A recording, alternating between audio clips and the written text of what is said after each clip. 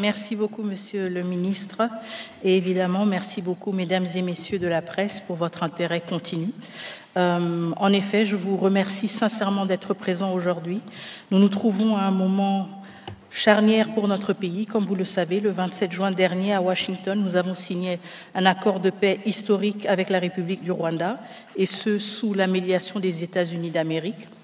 Et au-delà de la signature, évidemment, parce que cet accord nous concerne, nous en particulier en République démocratique du Congo, et plus précisément les populations à l'est de la République démocratique du Congo, il y a un besoin urgent de compréhension. Et nous avons une responsabilité, évidemment, d'expliquer cet accord et de fournir en toute transparence plus de détails, plus d'amples détails sur cet accord et ce qu'il prévoit. Évidemment, tout cela en harmonie et en pleine cohérence avec les orientations et les instructions qui nous ont été données par son Excellence, Monsieur le Président de la République. Et comme vous l'avez entendu dans l'extrait de son discours à l'occasion de la commémoration du 65e anniversaire de l'indépendance de la République démocratique du Congo, en ligne avec ces principes qui nous ont orientés dans la négociation et dans la signature de cet accord de paix.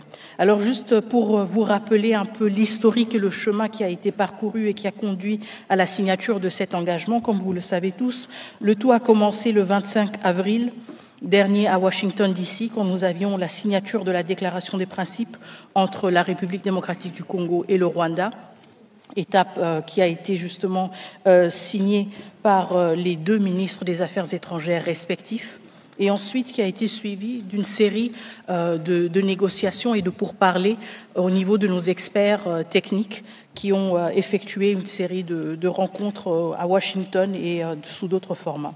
Et donc le 18 juin, nous avons eu un projet d'accord final qui a été paraphé par nos experts qui étaient à Washington et donc qui traduisait les principes de la déclaration de principes signée le 25 avril, notamment le retrait des forces rwandaises, l'activation du concept d'opération conjointe ou du CONOPS et le retour encadré des déplacés dans les zones affectées. Et enfin, le 27 juin, donc la semaine passée, j'ai signé au nom de la République démocratique du Congo l'accord final avec mon homologue rwandais en présence du secrétaire d'État américain Marco Rubio. À l'issue de cette signature, nous avons été reçus à la Maison-Blanche, je pense que vous voyez les images, par le président Donald Trump, qui a salué le courage politique et qui a exigé de manière très explicite aussi le respect de cet accord. Ce processus se poursuivra dans les semaines à venir avec un sommet de haut niveau prévu entre le président Félix-Antoine Tshisekedi Tshilombo et son homologue Paul Kagame, toujours sous l'égide de la médiation américaine et prévu à Washington, D.C. Je tiens à être clair, avant de me pencher sur l'accord même et ses différents chapitres et articles. Cet accord n'est ni un traité économique entre la République démocratique du Congo et les États-Unis, ni un accord commercial bilatéral entre la RDC et le Rwanda. Il s'agit tout d'abord d'un accord politique et sécuritaire centré sur des engagements concrets. La cessation des hostilités, le retrait des troupes étrangères, la fin du soutien aux groupes armés, qu'il s'agisse du M23 ou d'autres, la neutralisation des menaces résiduelles et le retour durable de la paix dans l'est de notre pays. Je reviendrai dans un instant sur le contenu détaillé de cet accord, mais je voulais d'emblée poser ce cadre et nous donner une compréhension partagée. Alors, mesdames et messieurs, si nous nous penchons sur d'abord le préambule de l'accord, je sais que très souvent, c'est la première page qu'on aime tourner et passer sans trop s'y appesantir, mais quand même, je pense que c'est quelque chose de très important. La préambule nous rappelle que les boussoles, et plutôt le préambule est la boussole politique de l'accord. Il définit l'esprit, les principes et les valeurs qui nous engagent. Vous allez vous rendre compte que dans ce préambule, on réitère justement l'attachement aux principes du droit international, aux résolutions du Conseil de sécurité des Nations Unies, à savoir la résolution 2773, mais aussi aux efforts régionaux de médiation sous l'égide de l'Union africaine et aussi de la SADC et de la CIRGL. Le préambule reconnaît aussi le rôle des États garants, à savoir celui des États-Unis d'Amérique, qui ont facilité cette démarche avec constance et conviction. Il exprime aussi la reconnaissance de tous les partis à ceux qui ont permis que le dialogue prenne le pas sur la confrontation. Et très souvent, on pose la question justement, est-ce que le préambule n'est pas juste quelque chose de symbolique? Et pourquoi est-ce qu'on doit y accorder tant d'importance? Et la réponse est claire. Le préambule n'est pas une simple formalité. C'est le fondament politique et éthique de tout ce qui suit. Il nous dit pourquoi nous avons signé, il encadre l'interprétation de chaque article et il nous donne une clarté sur, au cas où il y aurait une divergence, le sens d'un article, la manière d'appliquer une disposition et justement comment est-ce qu'on peut avancer dans la mise en œuvre et quels sont les fondamentaux de cet accord. Et donc c'est là que sont inscrits les principes, les repères, la direction à suivre. Et en fait, c'est une sorte de conscience, si vous voulez, de l'accord. Évidemment, du côté de la RDC, nous nous réjouissons énormément du fait que la résolution 2773, première résolution en plus de 20 ans qui reconnaît explicitement le rôle du Rwanda dans la déstabilisation de la République démocratique du Congo, soit évoquée explicitement dans ce préambule. Parce qu'encore une fois, ça nous donne un cadre très clair sur la nature du conflit que cet accord de paix est appelé à résoudre. Tout à fait. Est-ce qu'il y avait quelque chose à dire sur le préambule? Non, allez-y. Je continue? Très bien. Alors, nous sommes ensuite au premier chapitre, les dispositions générales. Bon, justement, ça, c'est un peu les fondations juridiques. On ne va pas trop se pencher là-dessus, mais je voudrais quand même insister sur le fait que ce chapitre précise que les engagements qui sont pris sont contraignants. Et ça, c'est très important. Autrement dit, ce n'est pas un protocole d'intention. On n'a pas signé pour dire on va essayer de faire un peu, et puis si ça ne marche pas, ce ne sera pas la fin du monde. Non, ce sont deux États responsables qui ont pris cet engagement et qui ont aussi pris l'engagement d'une redevabilité pour être responsabilisés en cas de lacune, en cas de manquement dans l'exécution de leurs responsabilités qui leur incombent dans le cadre de cet accord. Et donc ce chapitre rappelle également que l'accord s'inscrit dans le cadre des efforts régionaux et internationaux existants, notamment la résolution 2773, donc encore une fois, on a une référence à cette résolution, et les cadres de la CIRGL, de la SADC et de l'Union africaine. Et donc ce qui est important, c'est aussi de comprendre que l'accord s'inscrit dans une complémentarité de tous ces instruments qui existent déjà.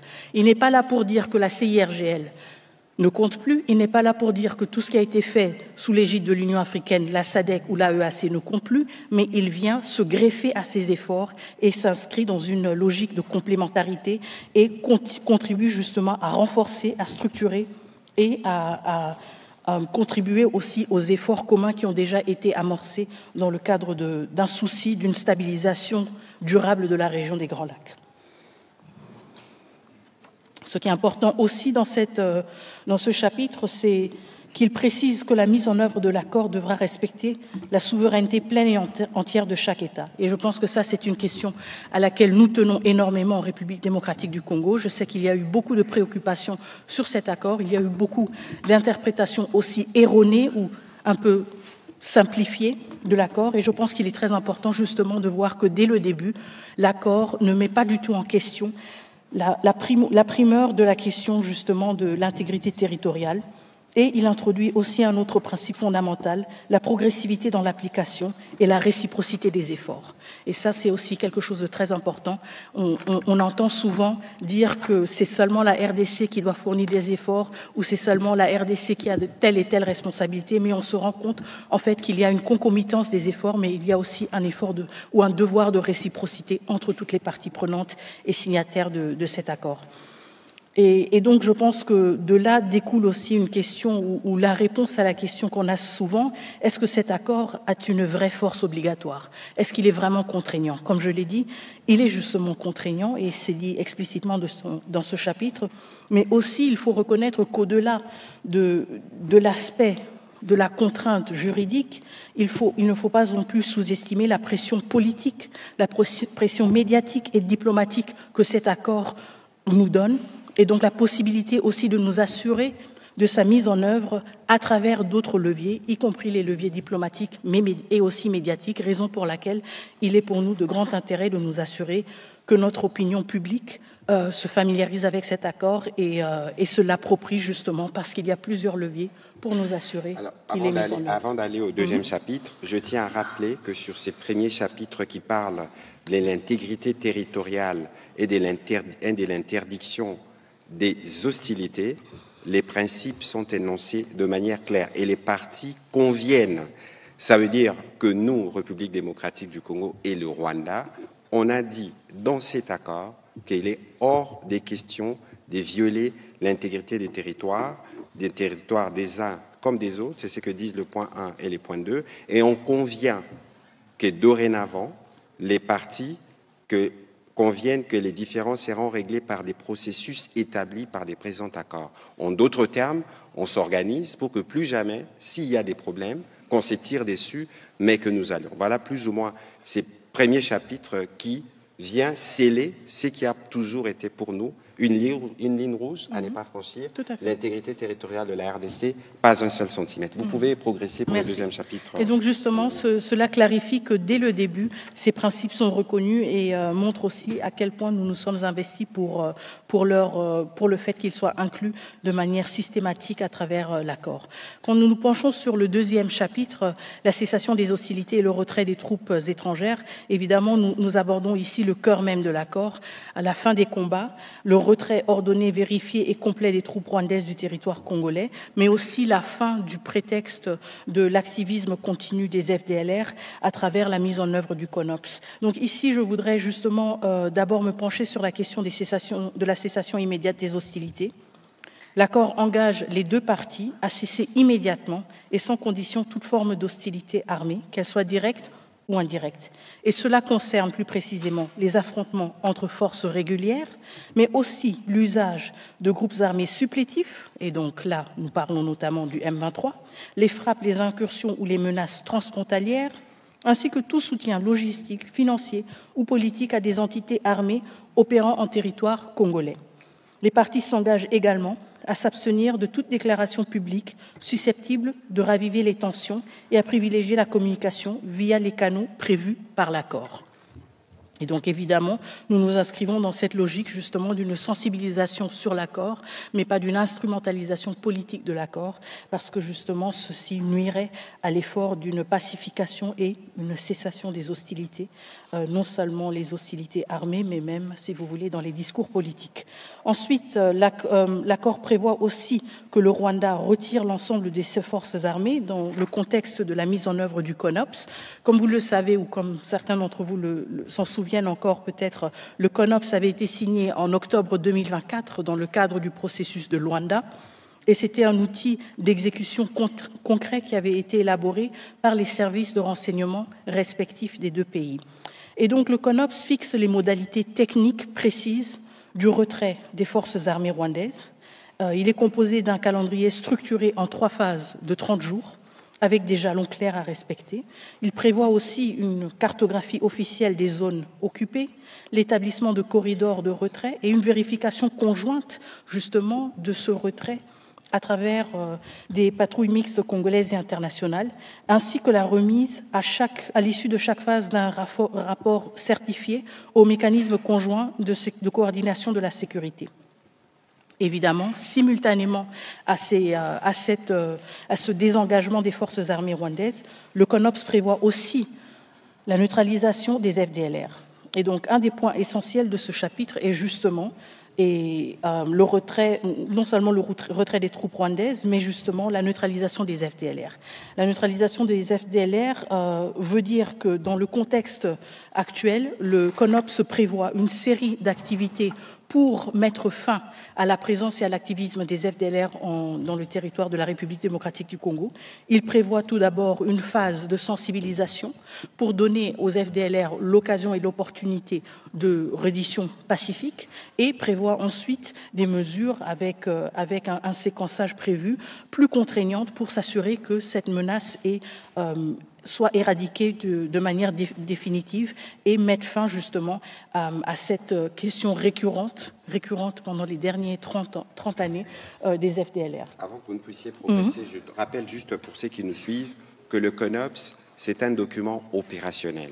Lorsque nous étions à Luanda, il y avait des experts militaires de l'état-major de la RDC, du Rwanda, avec les médiateurs angolais. Nous avions convenu d'un plan de comment les mesures de défense rwandaises de désengagement devraient se faire et d'autre part, comment nous allons mettre en œuvre un plan de neutralisation. Donc c'est un document travaillé par les militaires et même l'exécution dans le cadre de cet accord se fera dans ces cadres-là. Donc il faut comprendre que toutes les questions liées au CONOPS, c'est des questions dont on ne pourra pas toujours, qu'on ne pourra pas toujours aborder parce que ça relève du dispositif militaire qui accompagne l'application de cet accord.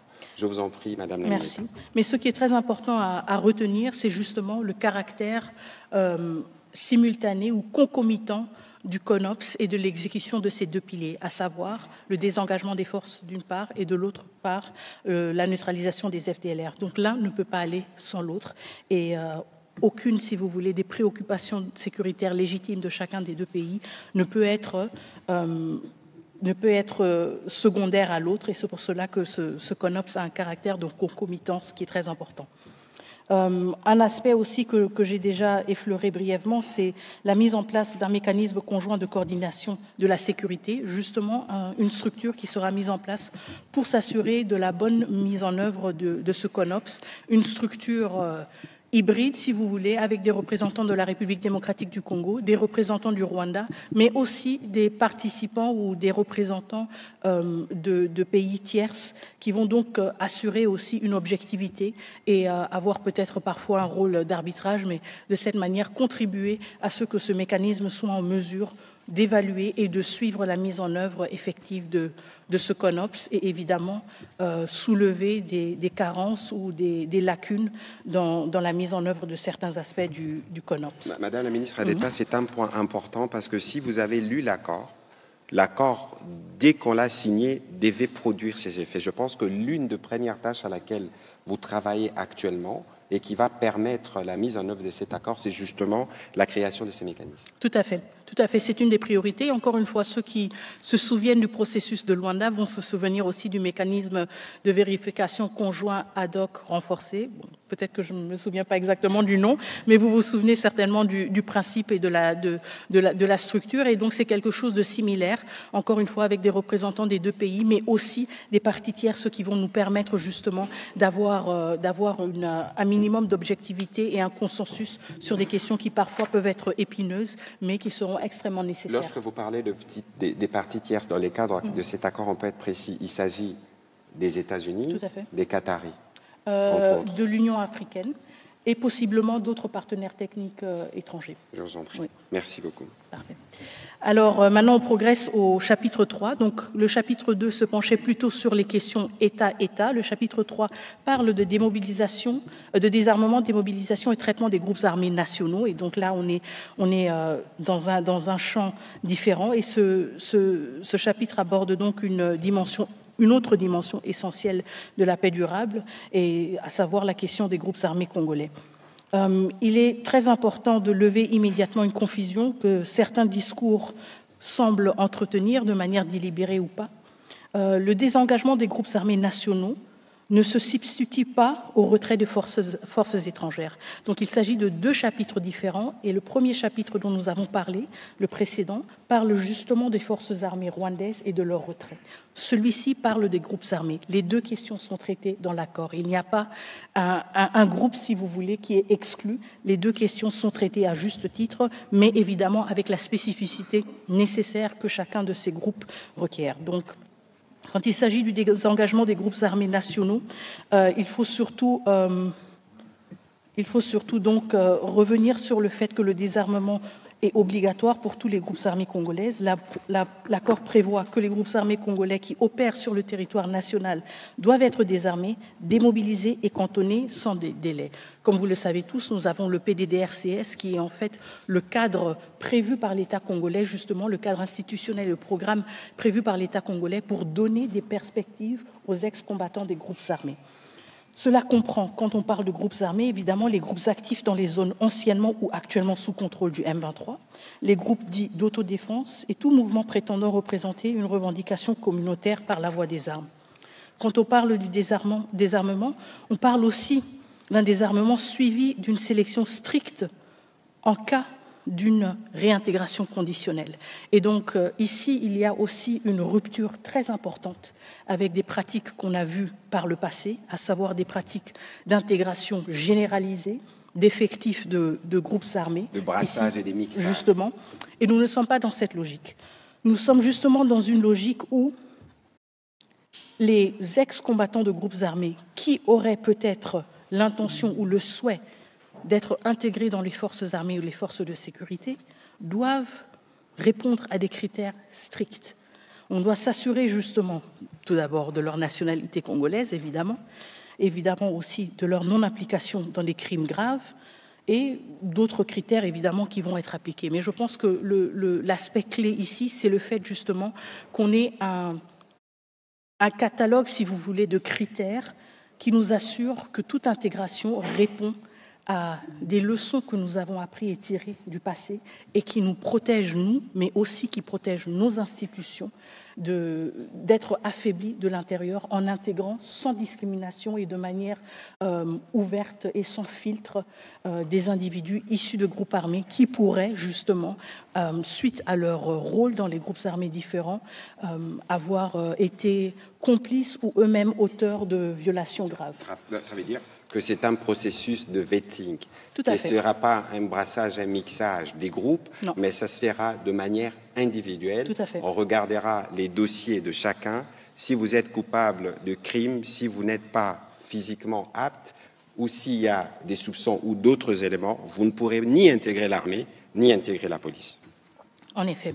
Et donc cela s'inscrit évidemment, ou s'inspire plutôt des meilleures pratiques internationales qu'on a vues dans d'autres situations post-conflit et dans les efforts justement de s'assurer que même après un conflit, les forces armées, les forces de sécurité sont justement en mesure et à la hauteur de remplir leurs fonctions et ne sont pas affaiblies de l'intérieur. Et donc ce qui est très important aussi, c'est que ceci veut dire qu'il n'y a pas d'amnistie automatique.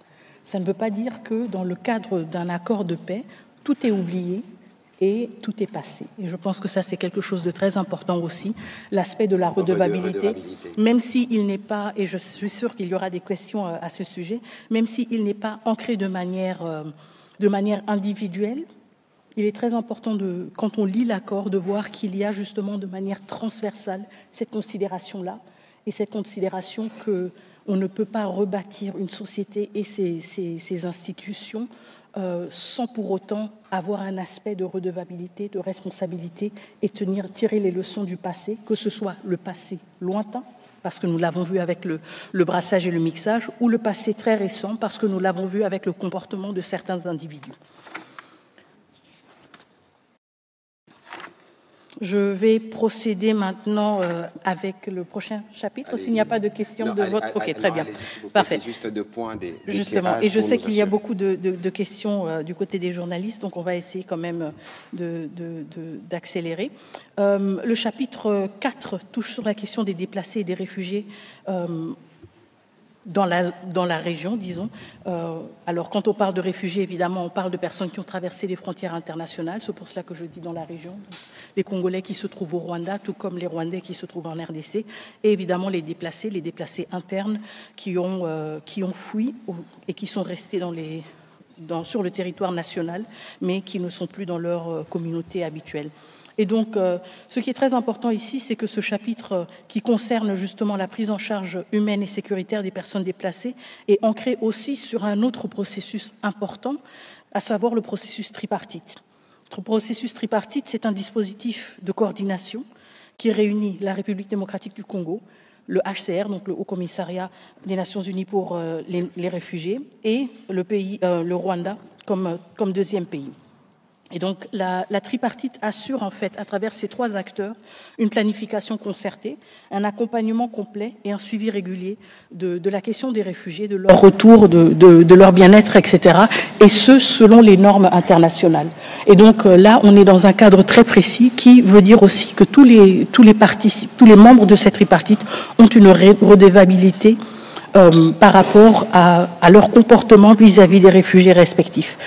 Juste pour rappel, en termes de la situation aussi des réfugiés, les derniers chiffres en notre possession parlent de à peu près 132 000 réfugiés rwandais qui sont toujours en République démocratique du Congo et 135 000 Congolais qui seraient au Rwanda comme réfugiés selon le HCR. Et donc c'est un enjeu majeur. On parle de plus de 250 000 personnes, 250 000 de personnes qui sont toujours à l'étranger, qui n'ont pas encore eu l'occasion de revenir chez eux et pour lesquels on doit créer des conditions propices pour le retour.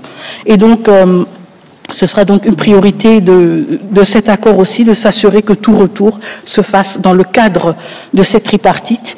Et je sais qu'il y a eu beaucoup de débats et de spéculations, de préoccupations et d'angoisse aussi sur la question de mouvements de population. Beaucoup de rapports aussi qui nous sont survenus de mouvements irréguliers de population. Et je suis sûre aussi qu'une des questions qui revient souvent, c'est comment justement s'assurer que ce processus tripartite ne soit pas instrumentalisé ou utilisé pour implanter des populations étrangères en RDC et sous couvert d'un retour volontaire. Et je pense que c'est justement là où le cadre formel de la tripartite nous aide parce que justement il nous permet à procéder à des retours seulement de personnes qui sont formellement enregistrées comme réfugiés auprès du HCR. Donc on ne prend pas juste qui se dit congolais ou qui se dit rwandais pour dire bon, rentrez, on vous aide à rentrer chez vous. Non, ce sont des personnes qui sont enregistrées comme réfugiés auprès du HCR. Donc nous avons des bases de données qui remontent à plusieurs années, si pas décennies. Ce sont des personnes qui sont volontaires et donc qui veulent retourner chez eux. Et évidemment, ce sont des personnes dont la citoyenneté est reconnue. Tout à fait. Et c'est ça, ce sont justement ces piliers-là qui nous permettent de nous assurer que tout retour de population, tout mouvement de population est encadré en bonne et due forme, et du côté de la République démocratique du Congo, encadré par les autorités territoriales et nationales qui sont en charge de... Je me souviens, Madame Lamineta, que dans vos mots qui ont suivi justement la signature de l'accord à Washington, vous avez évoqué des femmes avec qui vous étiez en discussion, la question humanitaire. Quelle est la place de la question humanitaire dans cet accord, bien au-delà de la question des déplacés, de la question des réfugiés, mais les conditions de vie elles-mêmes? Oui, la question humanitaire est aussi une des priorités, justement, parce que l'accord revient de manière explicite aussi sur le besoin de rétablir dans les plus brefs délais un accès humanitaire, de faciliter justement la prise en charge des populations et aussi la sécurité du personnel humanitaire. Ce que nous avons vu pendant les derniers mois, en particulier dans les zones sous occupation ou en particulier pendant l'occupation, c'est qu'on avait un accès humanitaire extrêmement restreint.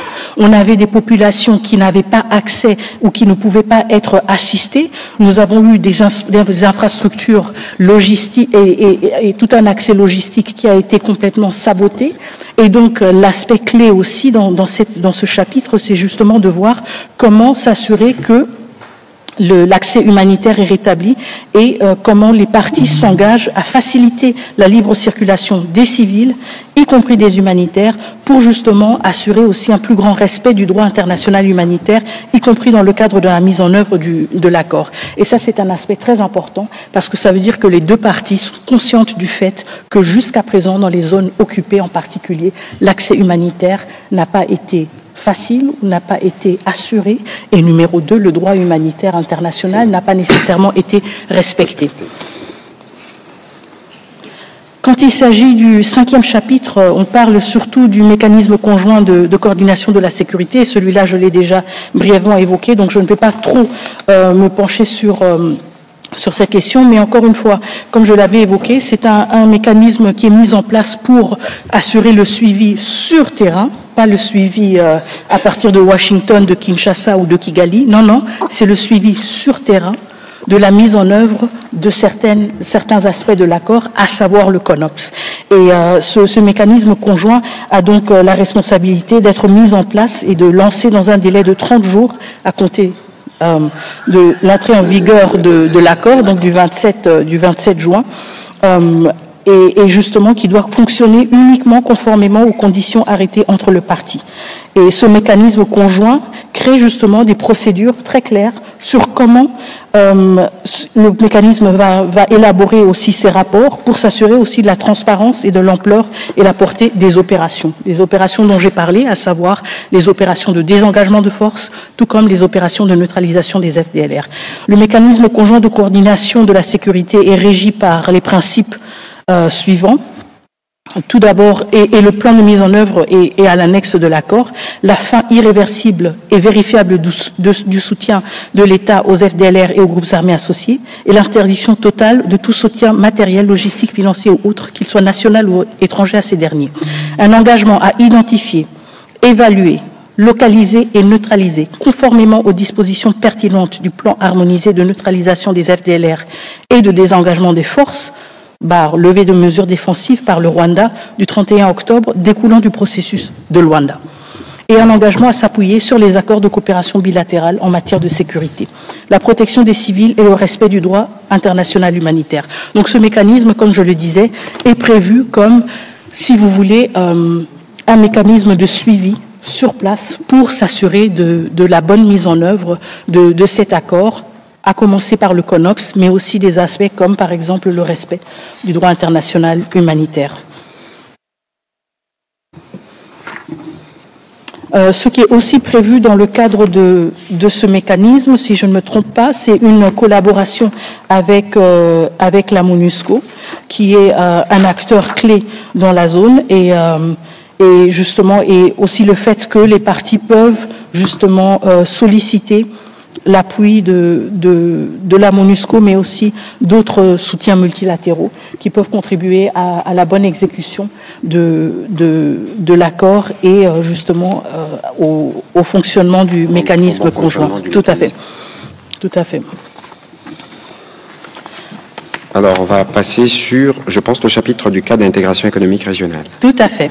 Donc, les dispositions économiques et la coopération régionale, je pense que ça, c'est aussi un de ces chapitres qui a suscité beaucoup de rumeurs et d'interprétations parfois erronées et parfois même de suspicions. Et donc, ce que je voudrais tout d'abord clarifier, c'est que ce volet ne contient pas d'engagement économique. Il parle plutôt du souci, si vous voulez, de prévoir dans l'avenir une intégration régionale accrue. Et ça, c'est une leçon que nous avons tirée d'autres régions, c'est une leçon que nous avons tirée de notre propre région. L'accord ne prévoit ni contrepartie économique, si vous relisez bien le chapitre 6, ni concession en matière minière, ni traité commercial bilatéral avec le Rwanda. Il énonce plutôt un engagement des deux parties à œuvrer à la réactivation. Réactivation, ce sont des questions que nous avons discutées, que nous discutons depuis des décennies dans la région des Grands Lacs. La réactivation des dynamiques de coopération économique régionale dans un esprit de stabilisation post-conflit. Et cela comprend, à moyen terme, la réhabilitation des axes logistiques régionaux, la relance de corridors douaniers, des échanges techniques sur les zones économiques transfrontalières, mais aussi, il faut reconnaître que ces dispositions sont volontaires, elles sont progressives, elles sont non contraignantes et elles ne sont pas liées au calendrier sécuritaire. Donc, en d'autres termes, sur ce point économique, par exemple, il n'est pas question d'avoir le Rwanda mettre la main sur les ressources de la RDC. Pas du tout, et ce n'est pas prévu dans cet accord, aucunement. Ce qui est important ici, c'est justement le fait que cet accord s'appuie sur des efforts que nous avons déjà vus dans la région et que nous voyons dans d'autres régions de l'Afrique et au-delà, donc un effort d'une plus grande intégration économique qui permet justement à stabiliser à long terme, mais nous sommes conscients, et je pense que c'est là que c'est très important quand même de revenir sur cette question, nous sommes conscients que toute intégration économique ne se fait pas dans un vide. Il ne se fait pas dans un vide historique ou dans un vide social. Et donc, nous ne sommes pas naïfs. Même quand nous parlons d'intégration régionale, même quand nous parlons d'une ouverture économique, nous savons d'où nous venons. Nous venons de 30 ans d'agression, de millions de morts, de populations déplacées, pillées, violées et de minerais extraits illégalement pour alimenter des réseaux d'enrichissement illicite. Donc, la coopération économique, évidemment, peut être un vecteur de stabilité, mais elle ne peut pas être précipitée. Et c'est pour cela, justement, que c'est quelque chose qui doit se faire de manière séquentielle et de manière graduelle. On aura toujours les voisins que nous avons, et si on veut bâtir une paix durable, on devra travailler avec ses voisins, mais en même temps, nous sommes aussi conscients de notre histoire et du poids de cette histoire, et nous devons l'assumer avec responsabilité. Évidemment, le président de la République, justement, s'exprimant sur les sujets, parlait de la nécessité d'avoir une paix durable et une paix que nous voulons définitive. Vous parliez, Madame la ministre d'État, d'intégration régionale. Il ne faut pas oublier que dans cette région, nous avons des exemples. Aujourd'hui, tout le monde connaissait ce qu'on appelait à l'époque la CEPGL, la Communauté économique de pays de Grand Lac, qui était une organisation régionale qui regroupait à la fois la RDC, le Rwanda et les Burundi. Les Zaïre de l'époque étaient le premier contributeur. Et aujourd'hui, il y a une partie d'ailleurs de l'électricité, je pense qu'il s'agit de Sinelac, qui est une entreprise qui est née justement de cette intégration régionale de la CEPGL, qui donne l'électricité à la fois en RDC, au Rwanda et au Burundi, et dont les dirigeants, je pense que le directeur général est rwandais, l'adjoint burundais, les financiers congolais. Et donc c'est un exemple parce que finalement, le président de la République ne cesse de le dire, que nos voisins, c'est des peuples avec lesquels nous devons vivre et qu'il n'y a pas des problèmes avec le peuple rwandais, particulièrement, parce que nous parlons du Rwanda. Donc il est important que tout le monde comprenne que lorsque nous avons fait la paix, lorsque nous avons consolidé la paix, le pont qui suit, c'est le développement. D'abord pour nous-mêmes, parce que si les investissements américains sont annoncés dans la région, c'est des investissements qui se feront en RDC. Et puis on a parlé d'intégration régionale. On a parlé du modèle de l'EAC, on a parlé des CIRGL. Donc ici, il faut regarder le rôle moteur de la RDC, de tout ce que nous représentons comme marché économique, et que si les opportunités arrivent, c'est des opportunités qui ne se feront pas que pour un seul voisin, mais c'est des opportunités qui vont toucher toute la région avec des effets contagieux. Voilà un peu le petit commentaire que je voulais faire à ces sujets, et parce que l'accord prévoit que pour des discussions, vous aviez suivi les docteurs Boulos, des discussions qui peuvent porter sur des questions économiques pourront faire l'objet d'un autre point qui sera en discussion. Mais ici, la priorité, c'est la paix, la priorité, c'est le traitement des questions humanitaires, la priorité, c'est des mesures que l'on prend pour s'assurer que le Rwanda retire ses mesures de défense, que l'on traque les FDLR, qu'on crée justement les conditions de retour de cette paix, on va consolider de manière définitive et durable. Ce n'est qu'après qu'on viendra faire l'économie. Tout à fait. Allez-y pour la suite. Donc l'accord, comme vous l'avez dit, Monsieur le Ministre, en fait l'accord crée les conditions propices pour nous permettre à nous lancer avec ambition sur un projet de développement de ces zones qui ont été affectées pendant des décennies par des cycles et des cycles de conflits. Mais justement, tout d'abord vient la paix et ensuite le développement, les investissements et la stabilité, aussi la prospérité partagée. Le dernier chapitre sur lequel je vais me pencher rapidement est en fait un chapitre qui clôture, si vous voulez, l'accord, la mise en œuvre et le règlement des différends.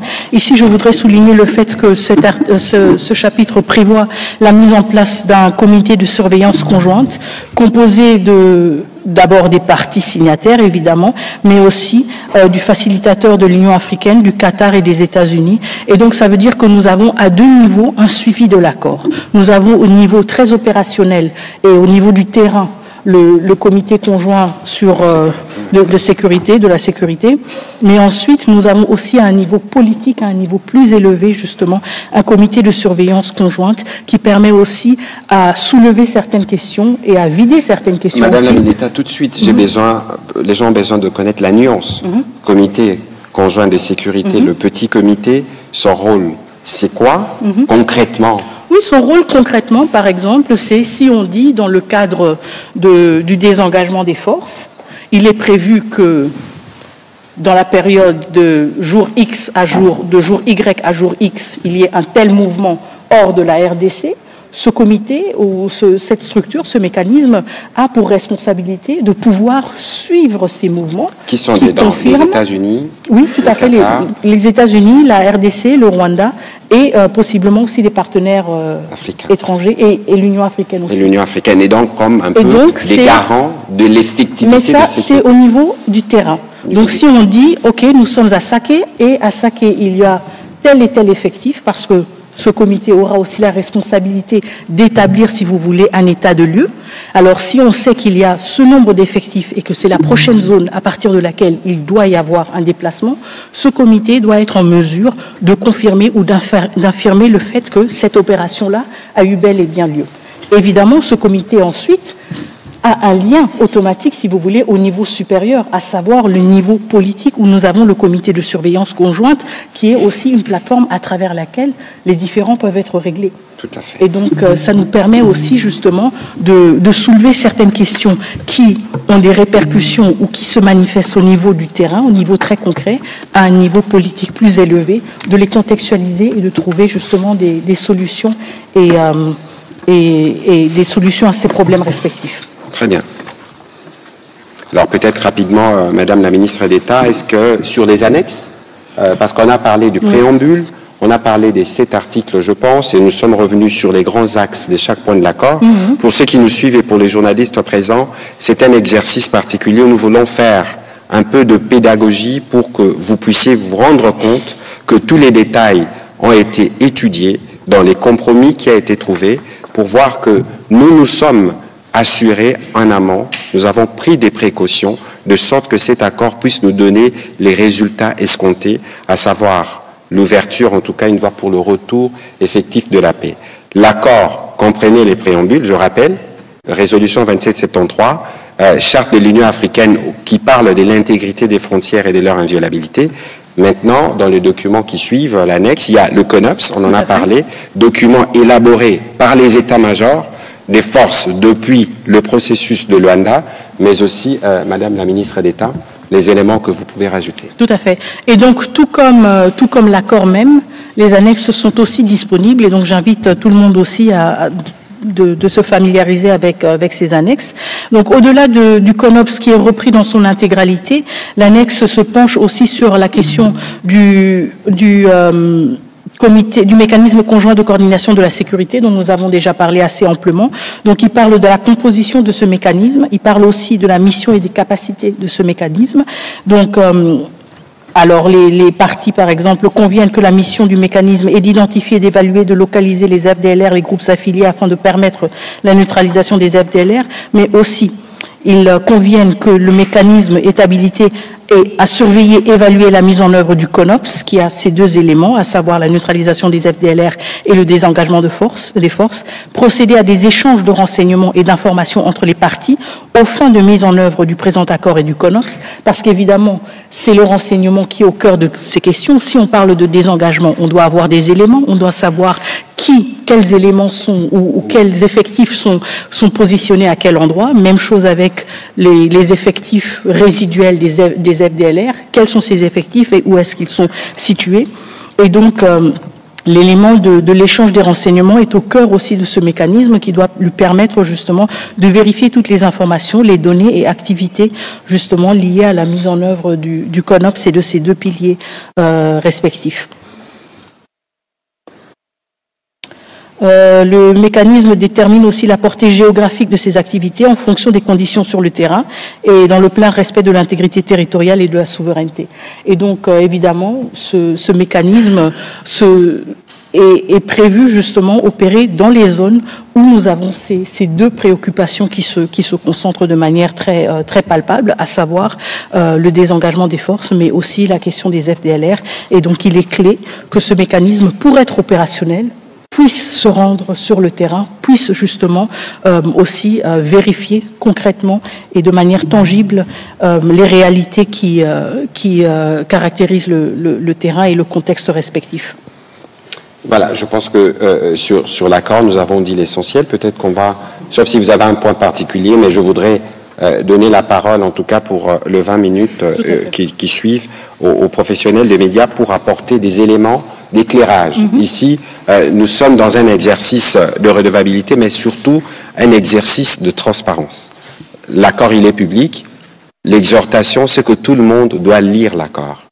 Lire l'accord, un peu comme nous l'avons fait ce soir, c'est lire les préambules, ce qui est évoqué dans les préambules. Vous pouvez même aller plus loin en lisant les documents sur lesquels les préambules font référence d'une part, mais que par la suite, vous pouvez aussi lire les annexes. Bon, le CONOPS, c'est intermilitaire un peu compliqué, mais même sur ces aspects militaires, nous trouverons les moments venus au fur et à mesure que l'accord sera implémenté, l'occasion de venir vous expliquer ce qu'il en est, parce que les Congolais doivent comprendre que dans ce qui a été négocié, dans ce que nous avons pu obtenir, c'est un engagement ferme qui nous permet aujourd'hui, avec le suivi ou l'implication du président américain, vous avez suivi vous-même, c'est que cela a été à Washington, qui permettra d'avoir une paix définitive. Vous avez aussi vu les réactions mondiales à ce qui a été fait et que si, au plan international, tout le monde accueille favorablement la signature de cet accord qui ouvre de perspectives pour la fin de la crise la plus grave depuis la Deuxième Guerre mondiale, je peux comprendre qu'il y ait des questions qu'on se pose à l'intérieur, mais il y a d'autres réactions qui ne sont pas, à mon avis, appropriées au regard du parcours que nous avons fait pour atteindre cet acquis aujourd'hui, à partir duquel nous allons bâtir l'avenir. Voilà, Madame la ministre d'État, on va commencer la série des questions. Je souhaiterais, pour les professionnels des médias qui nous suivent, pour justement de besoin de pédagogie, de poser une question claire. Comme ça, on peut vous répondre clairement. On ne prendra pas des questions qui sortent du cadre de cet accord parce que c'est un exercice spécial qui vise évidemment à éclairer votre lanterne, mais aussi la lanterne de l'opinion. Au-delà de l'exercice de ce soir, nous serons sur vos plateaux, avec nous, pas seulement, mais d'autres experts, pour qu'on explique de A jusqu'à Z les contenus de cet accord. On va commencer la série avec Madame Christiane Ekambo et je demanderai à Monsieur Pichu Mulumba d'avancer après lui. Madame la ministre d'État, nous avons une liste d'à peu près 10 questions des professionnels des médias. On va voir comment on va gérer les temps, pour autant que ceux qui prennent la parole tiennent compte justement de la nécessité pour nous d'être brèves, claires et précises pour ce qui vous concerne, Madame Ekambo. Allez-y avec votre question. Merci, Monsieur le ministre.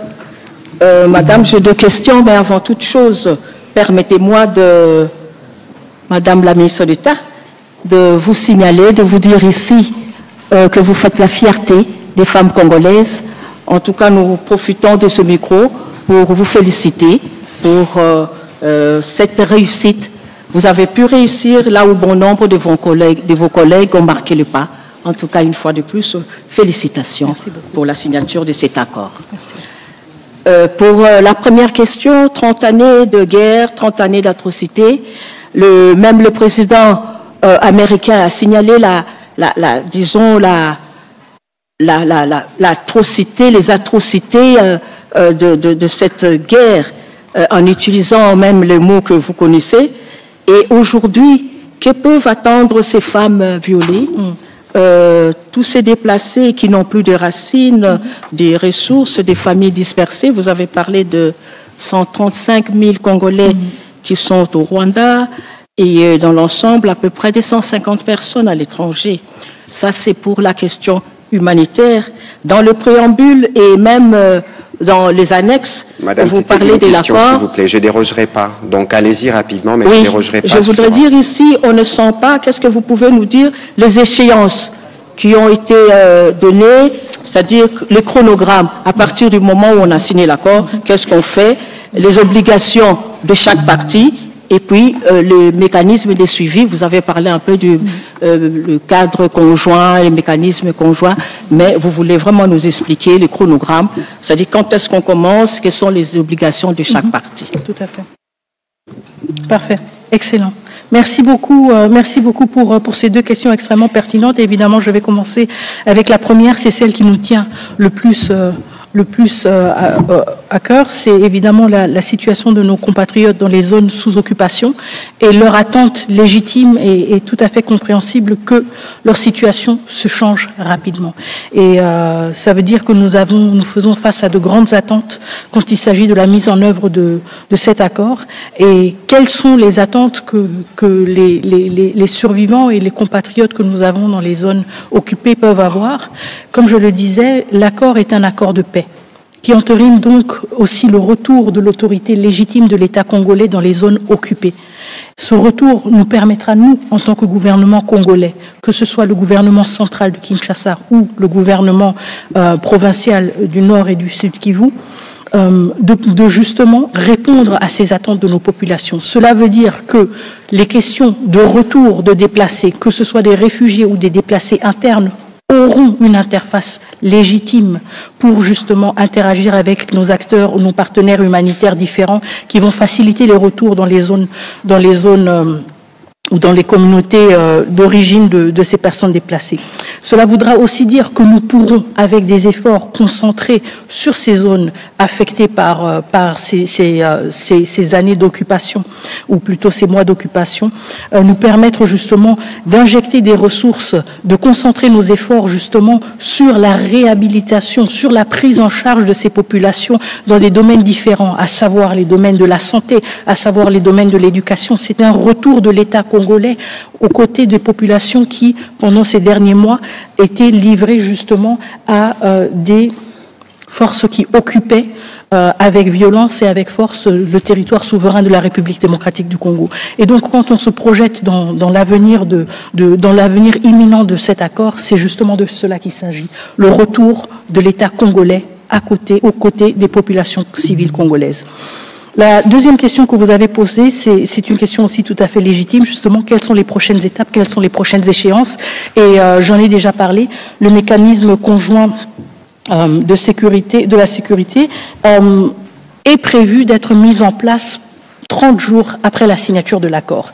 Et je peux vous rassurer que du côté de la République démocratique du Congo, nous sommes déjà prêts nous avons déjà, si vous voulez, clôturer l'étape nécessaire de notre côté d'identifier les personnes qui vont représenter la République démocratique du Congo dans ce mécanisme et justement de cette manière impulser aussi son entrée en vigueur rapidement pour permettre que ce mécanisme commence le travail. Il y a aussi justement trois mois pour le lancement du cadre d'intégration économique régionale et je pense que ça c'est important aussi parce que ça veut dire que nous avons 3 mois où nous pouvons suivre les avancées dans la mise en œuvre de l'accord de paix et voir justement si ces avancées sont assez encourageantes pour aussi se projeter dans une logique d'un cadre d'intégration économique régionale.